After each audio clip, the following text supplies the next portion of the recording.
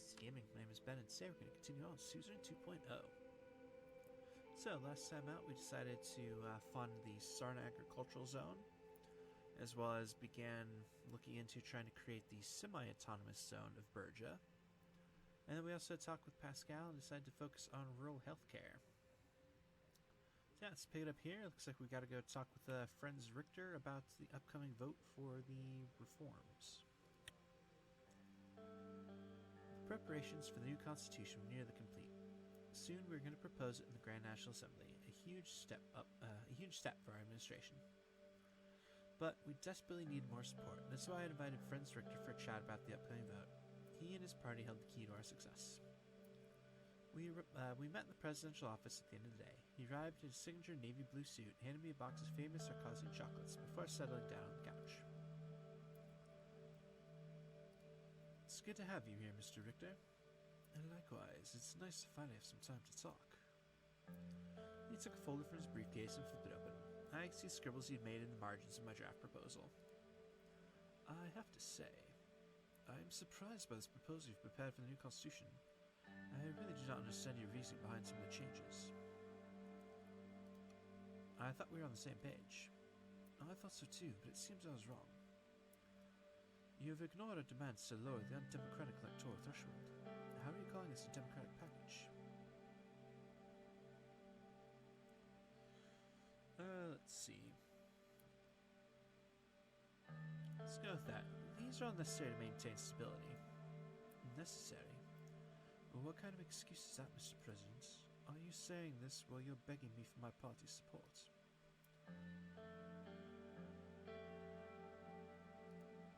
I still believe we can accomplish meaningful change together. Maybe we can. But I do not find the proposal by any means sufficient. I'm still not sure what to make of it.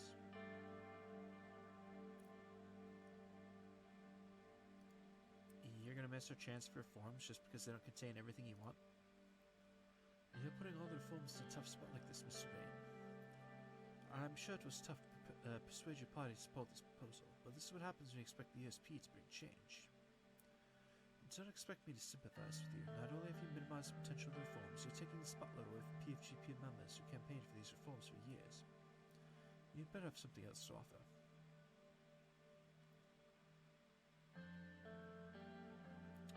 I'm sure you have something in mind. I value Soldan and democracy more than anything, Mr. President, and I also have to look out for myself and my party. Surely you understand. And if we're talking about democracy here, I first need your promise that you're not going to cast a shadow over the PFGP anymore. You'll give us proper credit and finally do something about the unbalanced representation of our party on state television.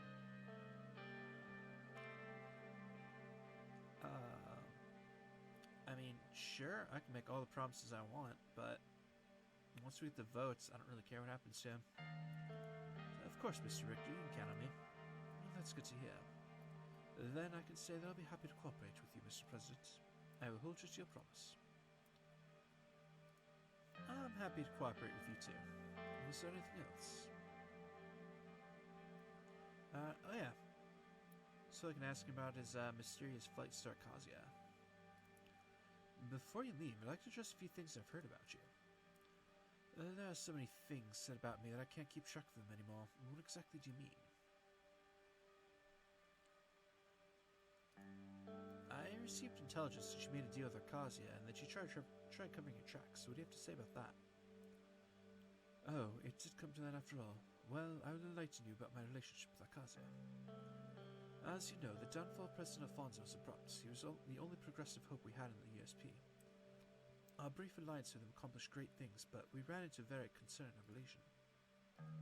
In our last meeting before the USP abandoned him, President Alfonso said that Sol was not gone and still pulled the strings behind his back.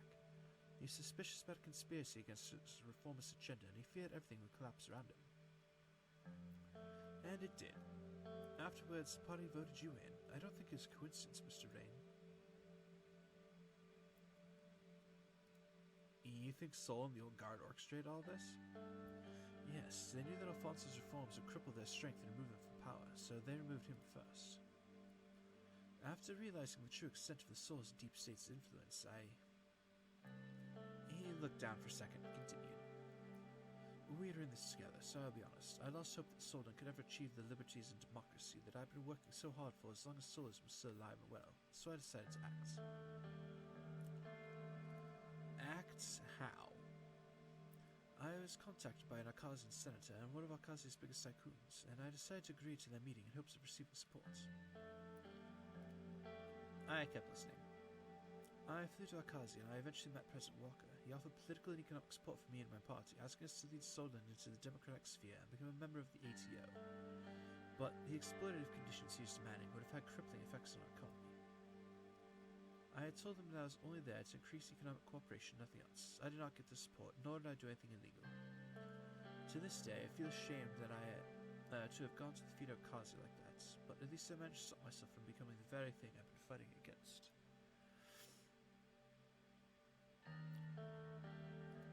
I am grateful that you're telling me all this. Thanks for taking it so well. We must always be honest with one another. You have the authority to investigate this and potentially prosecute me for it. I gave you my trust. I hope I have yours too. I will always acknowledge my wrongs, keep fighting for a better future. I believe we are not that different in this. I'll trust you, Mr. Richter. And that means a lot coming from you. Anyway, if you ever want to discuss this topic further, feel free to call me. I don't have anything to hide. He stood up. I'll get going now, if you'll excuse me. Thanks for the meeting. And we shook hands. It's nice to have a president that we can finally have a dialogue with. He laughed. I'll see you in the history books. Have a nice evening for now. He left the room. Fantastic. That went far easier than I thought it would. Oh, so we got a couple newspapers here. So we got two of them from Soldan today. So first up, Victory Day celebrations.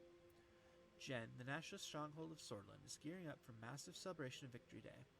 According to the mayor, this year's festivities will be the biggest yet, with politicians from across the country, including the president, expected to attend. Victory Day, which commemorates the end of the Soldier Civil War, is celebrated throughout Soldan, but the largest and most extravagant celebrations always take place in the cities of Anarka and Jen. According to the mayor, this year, even the Anarkans will be in awe.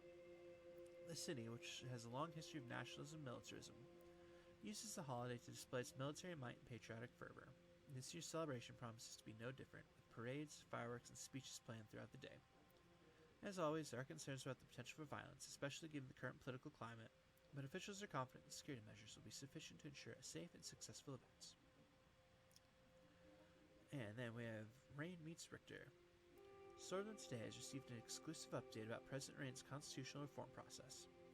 According to our insider sources, Rain met today with PFJP head Franz Richter in an attempt to secure the party's votes in the assembly. And this meeting could be an indication that the president is truly aiming for democratic reform as opposed to paying lip service or using the opportunity to consolidate his own power. We will know more once the results of the meeting are announced. Cool. And from the Lockhaven Times, Richter backs Rain's reforms. At a party conference today, the PFJP came out in support of Anton Rain's constitutional changes. Leader Franz Richter announced that the proposal President Rain submitted to them met their party standards for democratic reform. It's time our parties stand together in order to make changes to our outdated constitution, said Richter, calling his party members to give support to the proposal. Despite a complete show of support from the PFJP members, the group's deputy chairwoman, Mrs. Suhail, protests Richter's calls for bipartisanship and blamed the party leadership for handing Soldan's President Rain on a silver platter. She was seen leaving the meeting during Richter's speech in protest. It is unclear whether the draft that will now go before the Assembly is Rain's original one, or if it has been changed with Richter's input. It is also unclear if Mrs. Suhail's protest will gather support within the party against the proposal. What is clear is that with the PFJP's votes, Rain's chances for successfully passing the reforms in the Assembly just got a lot higher. Coolio. Alright, so the whole sword. Check his report first. So, PFGP conference. At yesterday's party conference of the PFJP, Franz Richter announced that he'll be giving his full support to the constitutional changes proposed by the USP. He asked the members of his party to follow him in this endeavor and set aside the differences for the greater good of the country. Nice. Alright. Let's see, and then we need to award a company contract here.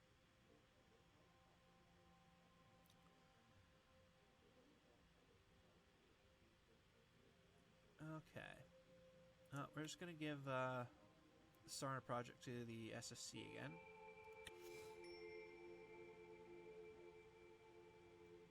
I definitely have a feeling I messed up by not vetoing that thing last time around, but that's okay. We'll see what happens here. Alright, well, let's just stick a whole sword here and take a call from Gus. The sun was setting over Wholesword. I was in my office working on the preliminary details that Ciara sent over about the curriculum. The phone rang and I picked it up. Mr. President? Yes, what is it? Mr. Manger's on the line, sir. He said it's about an investment. Excellent. Connect him through. As you wish. Momentary crackling noise indicated the line change. Mr. Manger, what do I have the pleasure? Mr. President, as your secretary might have informed you, I'm calling about what we discussed at the party. I am honestly very glad that I've decided to attend Mr. Vice President's little gathering. A very enjoyable party turned out to be even more enjoyable with actual results out of it. You're absolutely right. Well then, I am very happy to inform you that your investment to procure the vineyard earlier has been accepted by the current resident. You are now the owner of a lovely vineyard, a beautiful villa, and a sizable land. As I mentioned before, there might be some costs related to refurbishing the winemaking equipment. However, the facilities are there. I will have the deed and the keys sent to you immediately. Congratulations are in order, Mr. President. You know, Gus, I'm glad I went to that party as well. See, I told you. I'm looking forward to more successful ventures we might do together in the future. Thank you for your time. Yeah, let me know if there's any other opportunities. Of course, I'll be in contact. Have a good evening, Mr. President. The line dropped. Sweet. Alright, that boosted our personal wealth up by 1. Alright, so I guess it means we gotta head to Vulcan for an update on the situation of education. After meeting with the rector and a brief tour of the University of Vulcan, we gathered in a room with Ciara. The entire campus was visible from the windows. Students were reading books, studying, and having picnics under the trees. It reminded me of my own times at Deer University of Culture, at least the more carefree moments. Reminiscing about the past? Yep, it had its ups and downs, but it was still fun. Now we're growing old and bitter. She smiled. Let's not get sidetracked. I want to start off by saying this. It was very positive to see the administration dedicate the funding that was requested. I am making sure that the additional funds being used in the best way possible in order to resolve structural issues, speaking of. I want to thank you for allowing me to lead our education system in the right direction. By removing nationalist indoctrination and traditional teachings, we will unlock the potential of the next generation. The students of now will thank us in the future, President Rain, for we have unlocked the potential of critical thought the society desperately needed. This way, you've surpassed all the leaders before you.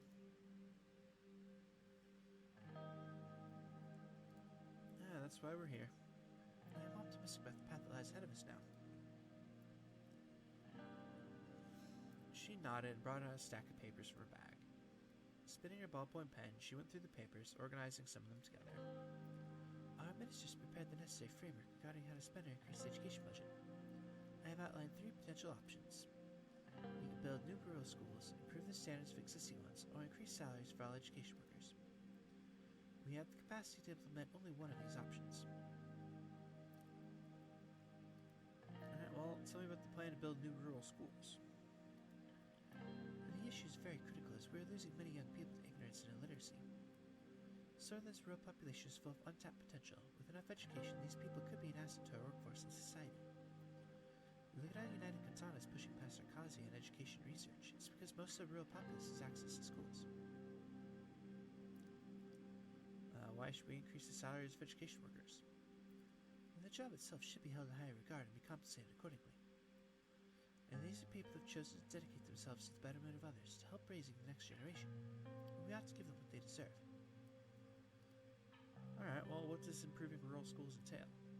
Well, where to start? At the very least, they need new equipment and materials. Many of these schools are facing a shortage of desks and textbooks. The ones that aren't haven't been updated since before the Seoul administration. Teachers lack the resources to give Sora's youth the proper education. It can be as bad as if they don't go to school at all. Alright, well, I think I'm ready to decide. She put down the pen and looked at me. I think we're going to go ahead and just build some new schools. Build new rural schools. Our primary goal must be to increase access to education. It feels gratifying that we're finally serving the people directly. I'll pass it down to the ministry. That's all there is for now. I have talked with Miss Sooner to schedule some time to discuss the curriculum. She's a very astute woman, your secretary. You may want to consider promoting her. We'll meet again very soon. Thank you for your efforts. Sarah put the papers back in her bag and left the meeting room.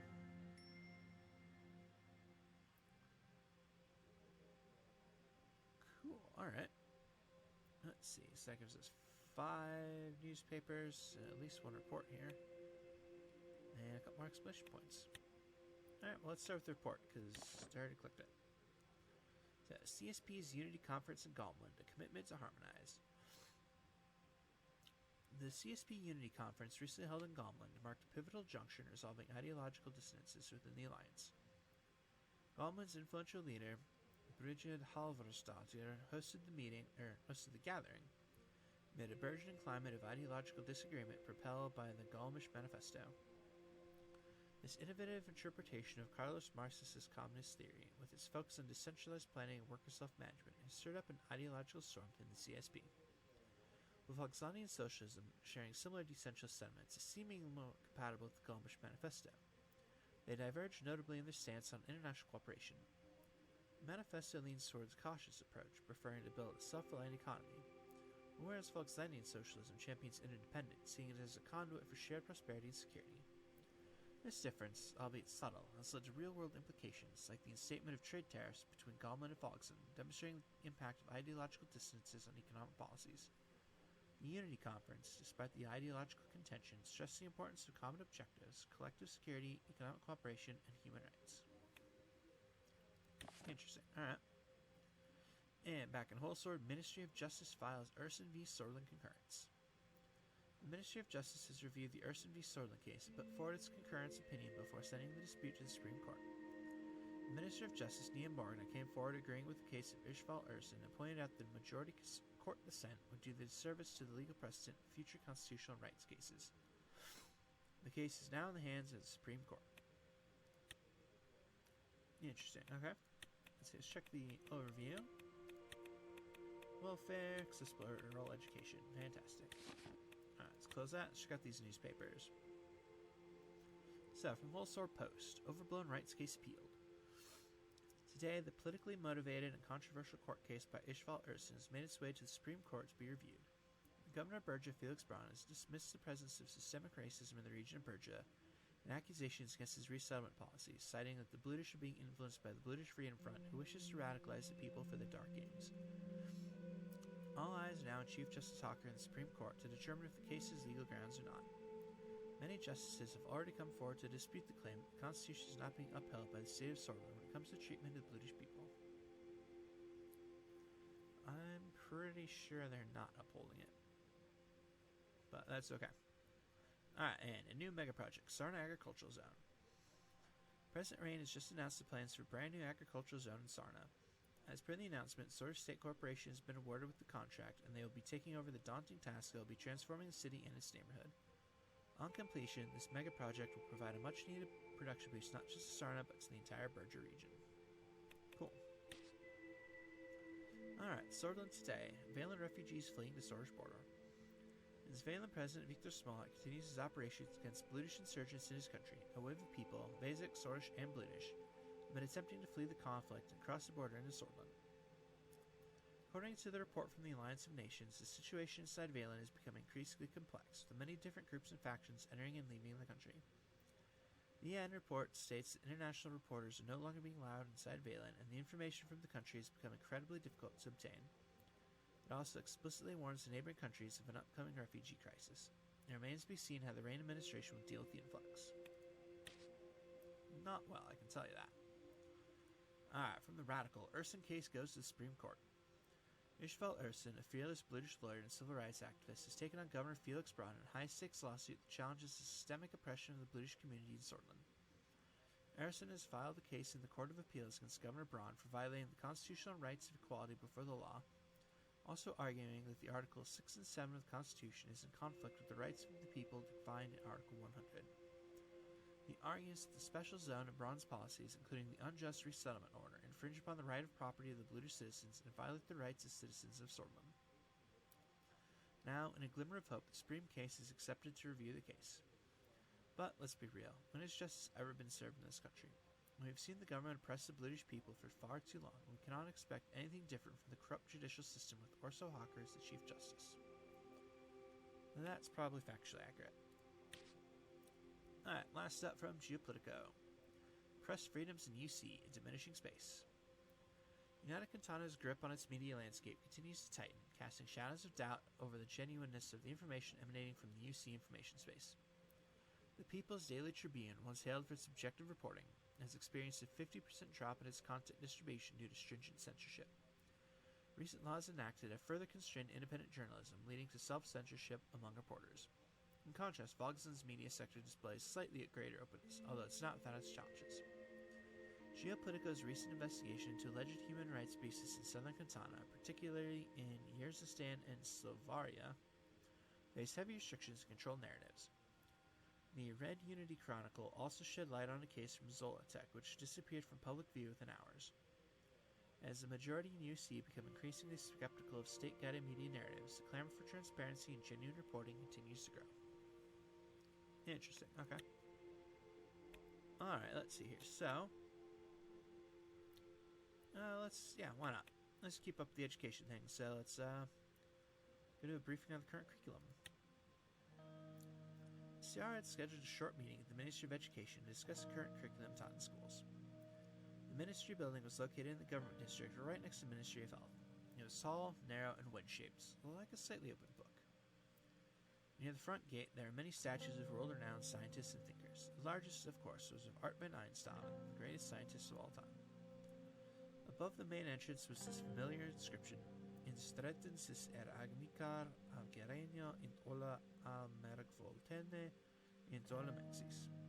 Education is the premise of progress in all societies and all families. Inside the building, I was greeted by Ciara's assistants. They led me to a meeting room where she was waiting inside. She stood and gripped my hand. Good afternoon, Mr. President. Good afternoon, Ciara. I'll cut straight to the chase.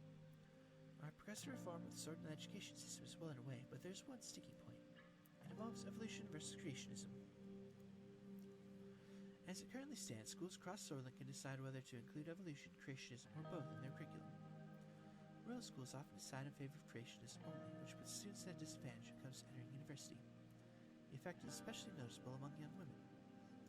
My suggestion is to make the teaching of evolution mandatory and preferably ban creationism altogether.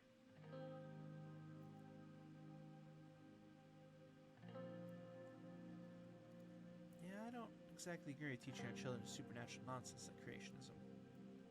It's great to hear. It sounds like we're already aligned on the matter. Lucy Galad knocked and entered. Excuse me, some urgent business kept me away. Welcome, Mr. Galad. Mr. President, Miss Walder.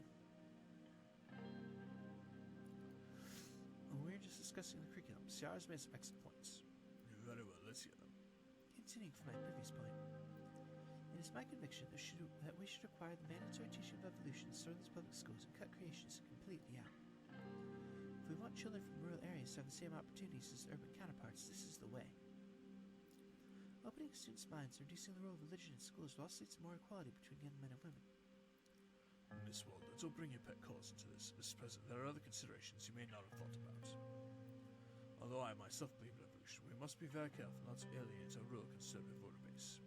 We owe a lot to their support. Forcing their school districts to teach evolution could irreparably damage our standing with them. Every modern nation is reducing and removing creationism from the curriculum, yet we are supposed to allow schools to promote fundamental and, yes, sexist ideas from 1,000 years back. So is that what we're doing now? Copying what other nations are doing instead of paving our own way? If it works, why not? Look at the analysis. It's clear that the superpowers are doing something right. Should we reinvent the wheel, Mr. Galad? He speaks if we don't import any influences from other countries. That's not what I said. Their voices started louder and louder. I held up my hands for silence.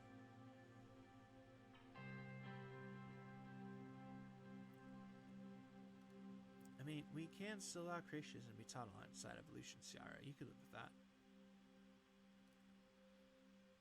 Yes, although I won't like it, I still believe schools are no place for religion. I won't like it either. You'll have to prepare to lose a lot of voters. Ciara looked me in the eye. It is your decision. Don't forget the future generations of Source Youth are counting on you.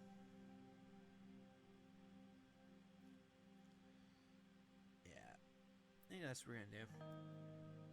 Should we click on the right one? Yeah. I'll make the teaching of evolution mandatory, but schools may promote creationism alongside it if they wish. Unfortunate, but it will have a better outcome than banning creationism altogether. I disagree. Rejecting creationism would have been a signal that we were redirecting Southern towards a scientifically and technologically advanced future. And then they turned to look at each other. Lucian lifted his eyebrow, and Ciara held his gaze for a couple of seconds. The meeting ended shortly after. Brilliant. Alright, wow, we got a whole bunch of reports and newspapers here, so I guess let's go to Volgan. Economic report from Volgan. Volgan is suffering the effects of the economic recession, with unemployment spiking and many small businesses shuttering. The larger agricultural concerns are expected to announce a wave of layoffs as sales slow. And from Valen. Valen operations a mixed success. Valen President Viktor Smolak is drawing his operations against the British Freedom Front to a close.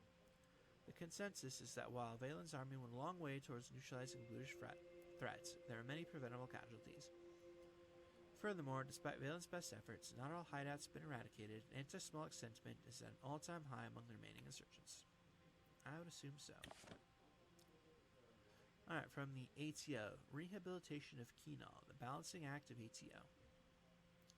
Amidst growing tensions, the ATO is engaged in a delicate balancing act with Kinal, a key member showing signs of distancing itself from full membership to observer status.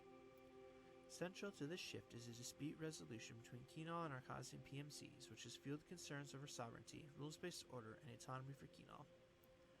The ATO has responded to these concerns with a serious warning to the PMC CEOs, a series of concessions aimed at reaffirming Kinal's autonomous standing while retaining its essential alliance size.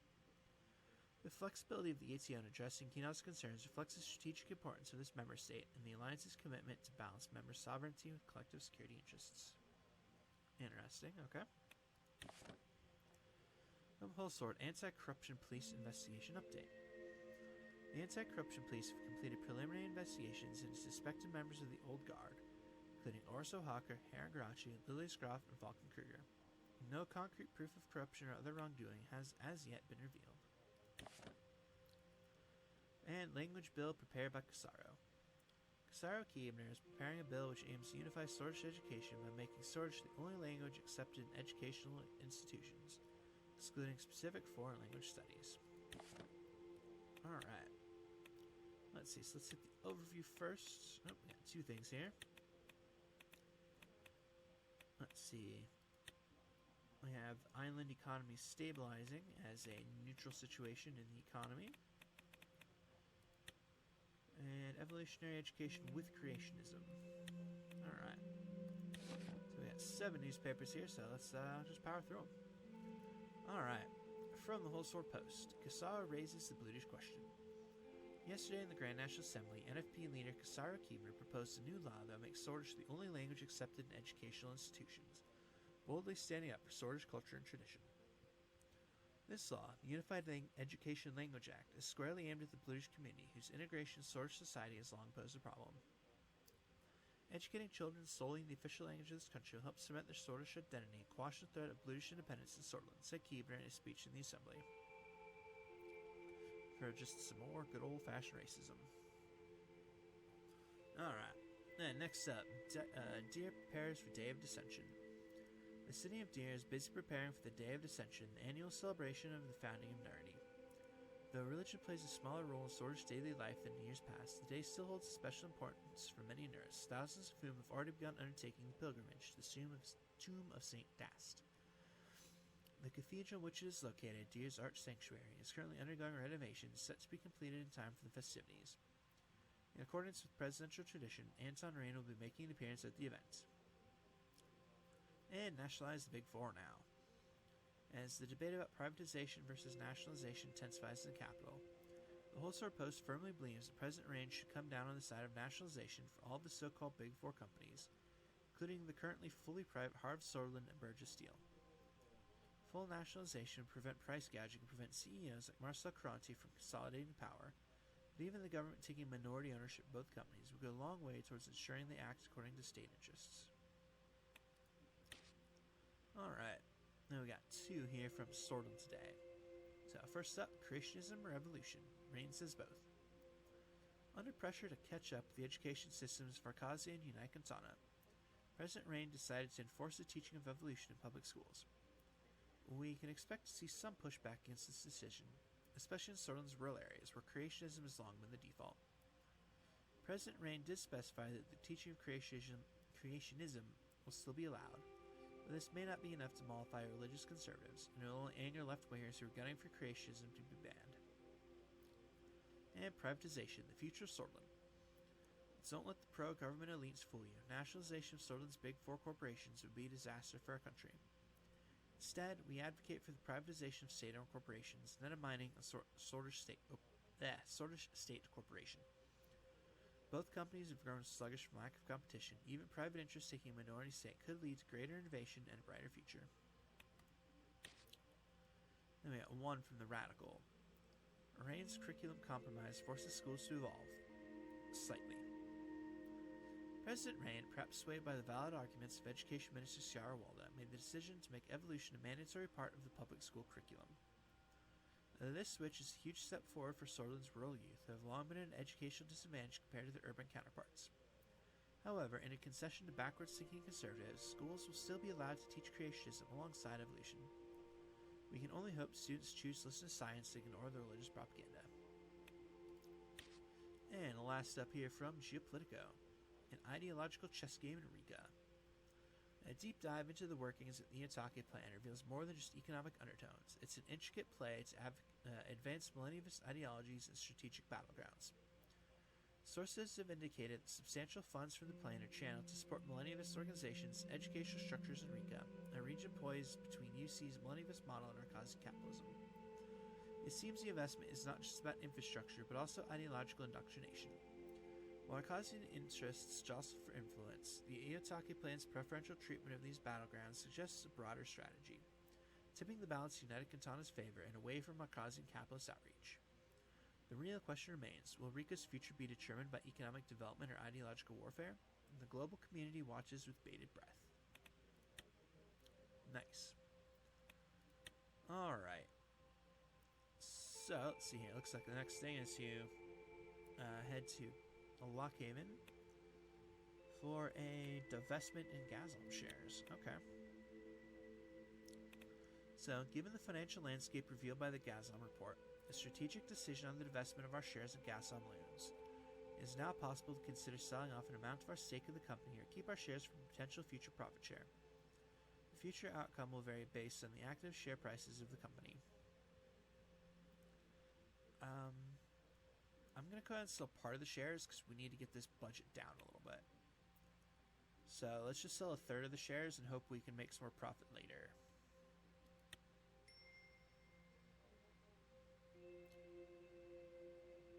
Okay, that didn't look like it changed anything. Alright.